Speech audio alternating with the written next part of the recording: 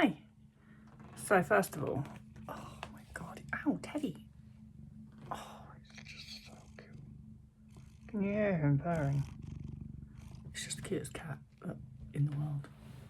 Anyway, so got a question from Eleanor that says, does recovery really have to be difficult and feel awful?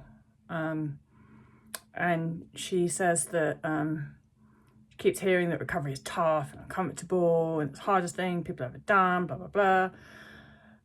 Honestly, that was not my experience. The decision to recover was definitely the hardest decision I've ever made. It just took me a long time to get there.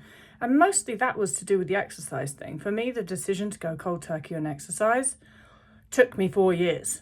When I actually decided to do that, and then when I decided to do unrestricted eating and I decided to recover, there really was nothing awful about recovery. It doesn't have to be this awful experience. It's basically resting and eating, for fuck's sake. Like, what is not to like about that? And especially because if you have a restrictive eating disorder and you're in energy deficit, you've not been doing enough resting and eating, secretly, deep down, that's all that you want to do. It's all that you want to do is eat and rest and do nothing and eat more and eat more. And even better than that, you get to eat all of the foods that you've been avoiding but secretly really, really desire. In fact, you must eat all of those foods in order to fully recover.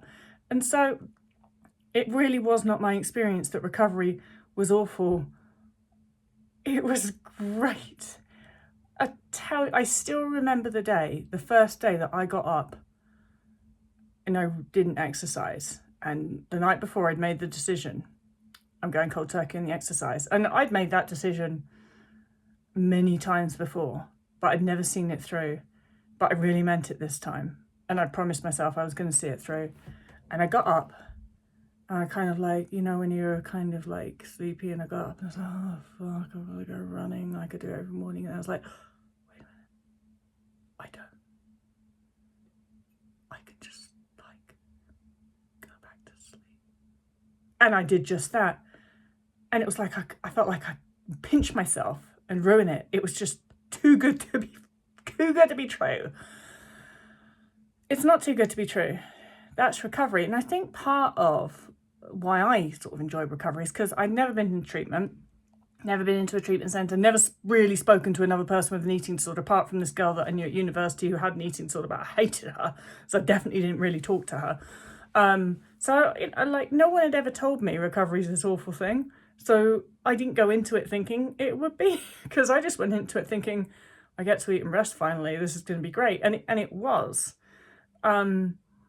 Part of my hesitation with recovery, and it sounds weird because I knew it would be so nice to eat and rest, I had this thing in my head that once I had gained some weight, I'd have to restrict again.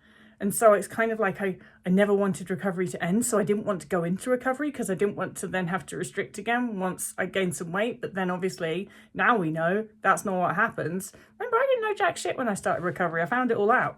So it was only sort of as I was moving through it that I realized that you don't ever start restricting. Unrestricted eating is for life. It just looks different as you nutritionally rehabilitate.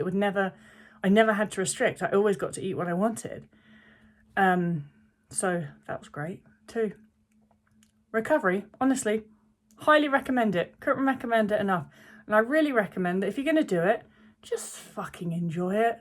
There's no need to be a martyr about it. There's no need to be like, oh, recovery is supposed to be awful, so I'm not a real person with an eating disorder unless I'm kicking and screaming and hating every moment of it. Just stop that.